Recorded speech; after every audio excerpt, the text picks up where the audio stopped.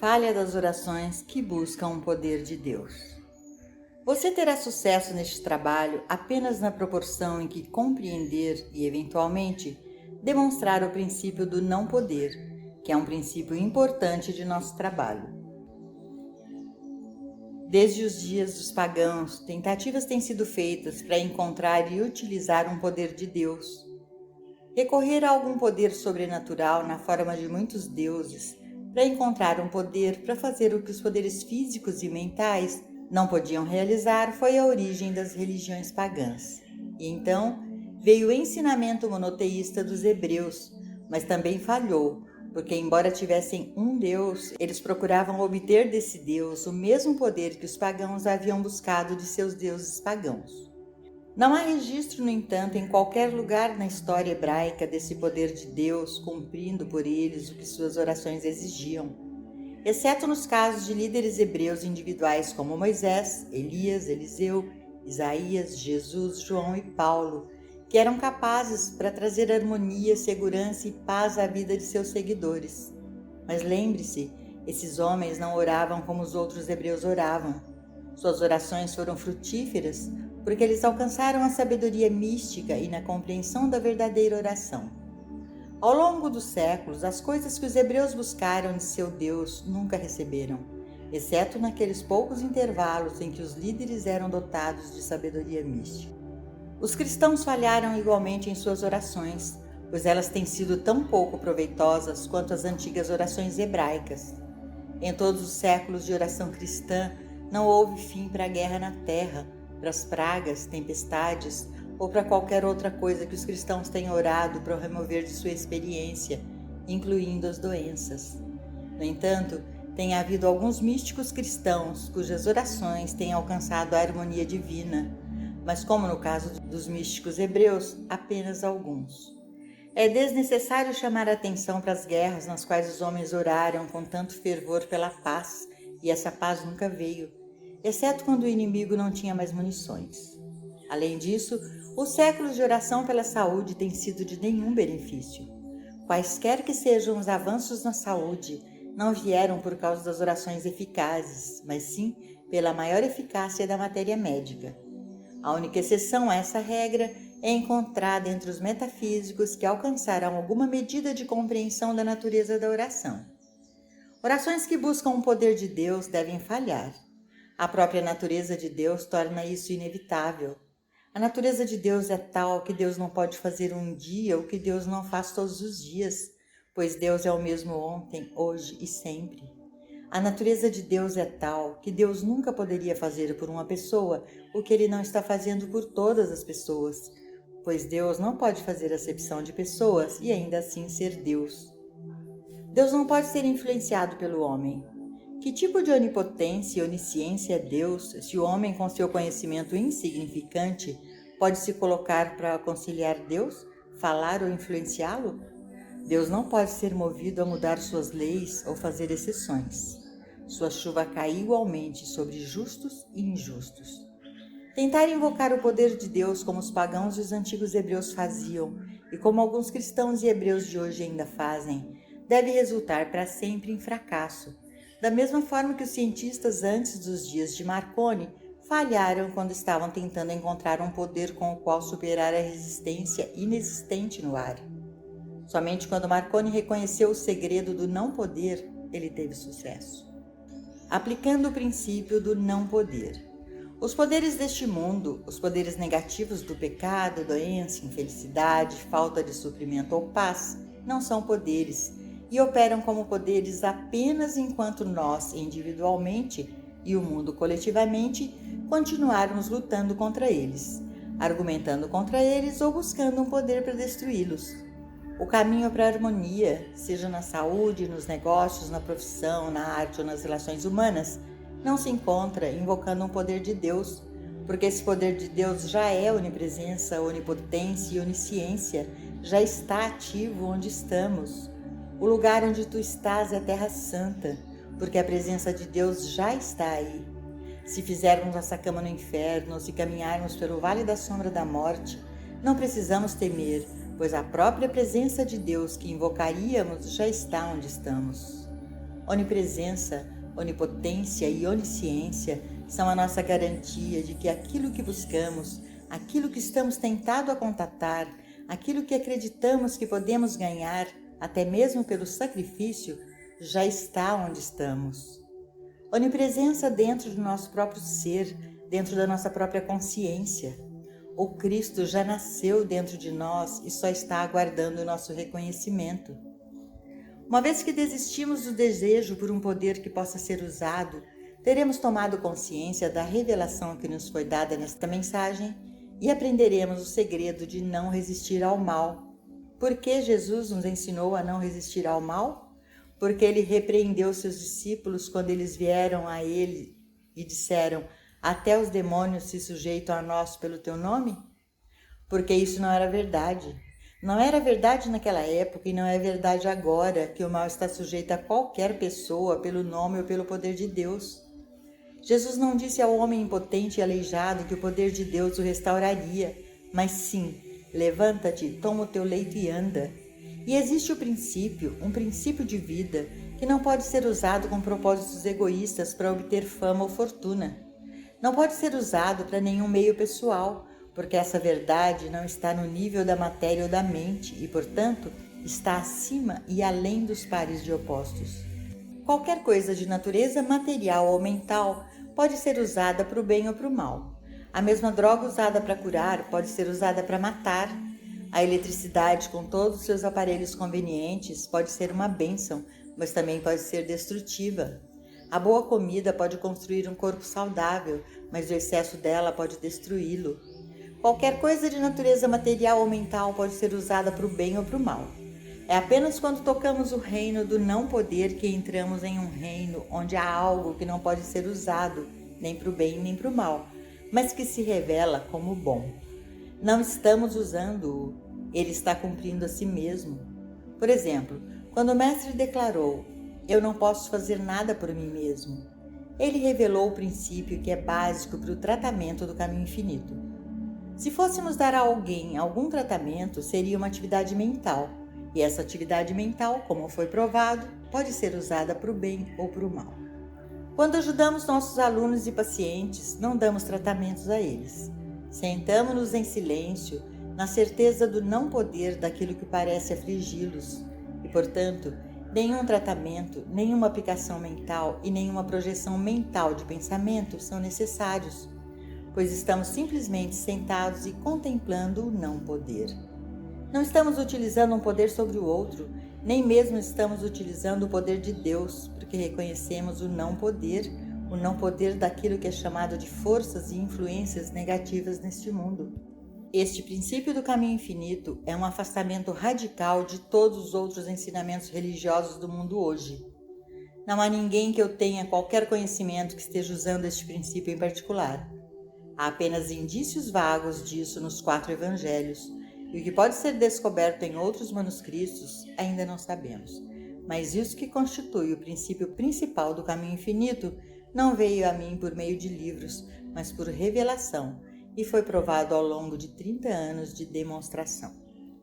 Nosso único valor para este mundo será em proporção à nossa capacidade de provar esses princípios, primeiro em nossas vidas individuais, depois nas harmonias que ocorrem dentro de nossas famílias e, finalmente, no grau de harmonia, saúde e paz que podemos trazer para aqueles que são conduzidos a nós, eventualmente abrangendo o globo e todos os povos do mundo.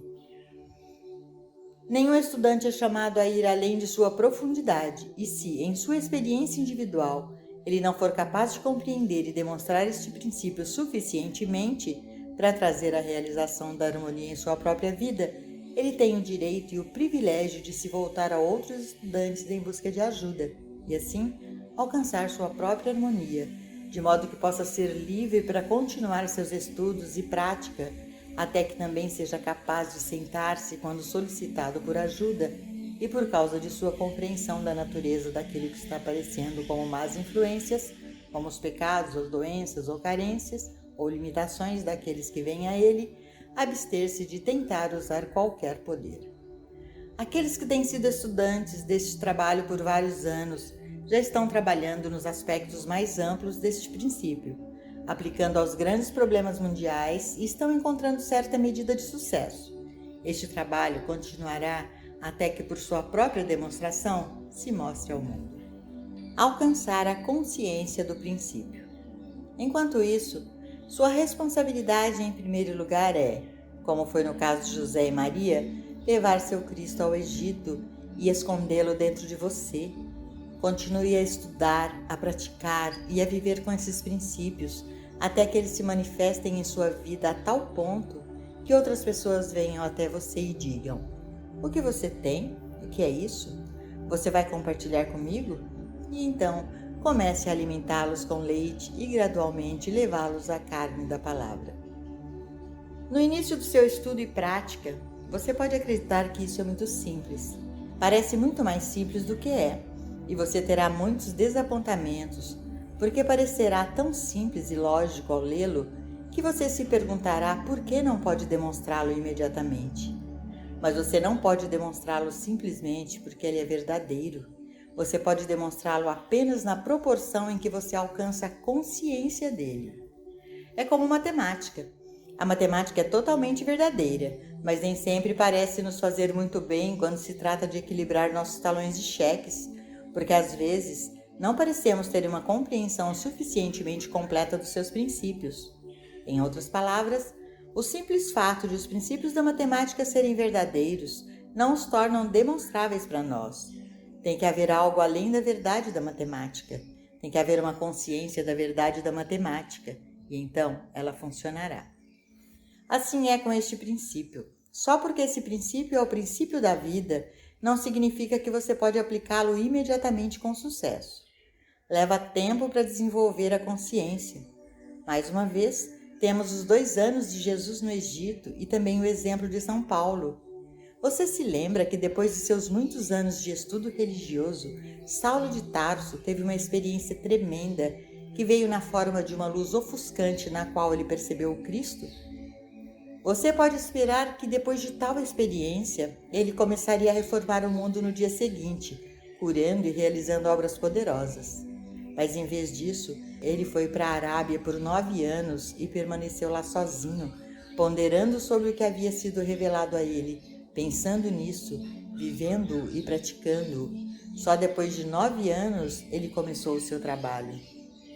Em minha própria experiência, uma revelação foi-me dada no final de 1928, mas só 16 anos depois disso comecei a ensinar, e esses 16 anos foram gastos para provar na experiência diária que esses princípios eram verdadeiros. Esse trabalho é igual a qualquer arte ou ciência. O mero conhecimento disso não é suficiente. Deve haver uma consciência verdadeira por trás do conhecimento. É por isso que requer tempo e paciência, e é por isso que muitas vezes temos que recorrer à ajuda de nossos colegas estudantes até chegarmos àquele estágio em que possamos caminhar sozinhos sobre a água. Regozijemo-nos ainda que não sejamos capazes de caminhar sozinhos sobre as águas, mas que este grande princípio do não poder nos tenha sido dado. Porque para nós um menino é nascido, para nós um filho é dado, e o governo estará sobre seu ombro, e seu nome será chamado Maravilhoso, Conselheiro, o Deus Forte, o Pai Eterno, o Príncipe da Paz. Levanta-te, brilha, porque tua luz é chegada, e a glória do Senhor amanhece sobre ti. Isaías 9, 6, 61. Através do púlpito.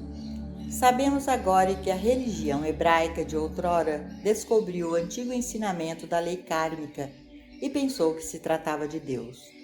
Todo o ensino baseado nos 10 mandamentos é na verdade lei kármica, e isso explica por que a maioria das orações hebraicas permaneceram sem resposta. Cristo Jesus revelou Deus, o Deus verdadeiro, e durante seu ministério ele ensinou a natureza de Deus e o caminho da oração com os sinais que se seguiram. Mas quando a igreja cristã foi fundada, ela abandonou completamente o Deus revelado pelo Mestre e substituiu pelo seu Deus, o Deus dos Hebreus, a lei kármica. A oração de hebreus e cristãos é, na verdade, uma petição para que a lei kármica viole a si mesma, e como isso é uma impossibilidade, a oração permanece sem resposta. A lei kármica é a lei de causa e efeito, e onde quer que haja causa deve haver efeito. A natureza da causa deve ser expressa como efeito, porque causa e efeito são inseparáveis e indivisíveis. Para alcançar o reino de Deus, é necessário em consciência ir além da lei para a graça, além da causa e efeito, para a consciência que está acima e além da causa e efeito. Enquanto estamos escravos da lei kármica, não temos parte em Deus, nem a atividade de Deus funciona em nossas vidas. A lei kármica não é apenas revelada nos 10 mandamentos, mas também em passagens bem conhecidas como: tudo o que o homem semear, isso também colherá, pois aquele que semeia na sua carne, da carne colherá a corrupção, mas aquele que semeia no Espírito, do Espírito colherá a vida eterna. Portanto, todas as coisas que vós quereis que vos façam os homens, fazei-o também a eles, pois esta é a lei e os profetas. Paulo revela que a criatura, isto é, aquele que vive no reino de causa e efeito, não está sob a lei de Deus, nem mesmo pode estar. Mas vós não estáis na carne, mas no Espírito, se é que o Espírito de Deus habita em vós. Pois todos os que são guiados pelo Espírito de Deus, esses são filhos de Deus, sob sua lei, cuidado e proteção. Quando o Mestre ensinou que meu reino não é deste mundo, minha paz eu vos dou, não como o mundo a dá, eu vos dou. Ele revelou que Deus está acima e além deste mundo, o mundo da causa e efeito. E no Sermão da Montanha, ele revelou que a natureza do Filho de Deus vive acima da lei e vive pela graça. A era em que vivemos agora está testemunhando o fim dos males deste mundo. As causas postas em movimento pela mente do homem, separadas e à parte de qualquer contato com Deus, nos deram os males da escravidão, da dominação e exploração nacionais. Elas trouxeram ao mundo os males da tirania, do poder eclesiástico, do capitalismo dos séculos XIX e XX e das guerras comerciais e religiosas. A metade do século XX está testemunhando a quebra desses males e a introdução do estado de consciência que é revelado no mandamento de amar o próximo como a ti mesmo. Em breve se iniciará uma nova era, agora já um tanto evidente, que revelará o homem vivendo em paz e em harmonia com seus vizinhos, próximos e distantes. Não haverá inimizade manifestada na terra e muito pouca malícia oculta. O amor humano será expresso em todos os níveis da vida e de inúmeras maneiras. Este será um longo período de paz na terra e boa vontade entre os homens. Durante este tempo, aqueles instruídos no reino espiritual, aqueles que alcançaram a consciência de Deus, aqueles que se elevaram acima até mesmo do bem na lei de causa e efeito, estarão preparando o caminho para a experiência final, o reino de Deus na terra. A evidência do reino de Deus na terra será a obtenção da consciência de Deus e, portanto, do governo de Deus por indivíduos e pequenos grupos. Essa consciência penetrará e permeará a consciência humana mais facilmente depois que os elementos mais grosseiros do sentido humano tiverem sido eliminados, e toda a consciência humana será elevada até que venha aquele de quem é o direito, até que seu reinado seja estabelecido na terra. Durante o período das celebrações do Natal, lembre-se apenas de vez em quando que os eventos que você está celebrando apareceram primeiro como apenas o plantio de sementes, sementes das quais ricos frutos estão surgindo agora na terra. Ao entrar pela primeira vez no caminho espiritual, você busca apenas resolver seus próprios problemas ou os dos mais próximos e queridos de você. Mais tarde, percebendo a natureza do trabalho espiritual, você morre para si mesmo e compreende que está descobrindo a verdade universal, e ao dar testemunho de sua graça, está plantando as sementes para as gerações futuras, cujos frutos serão a paz mundial, a alegria e filiação divina.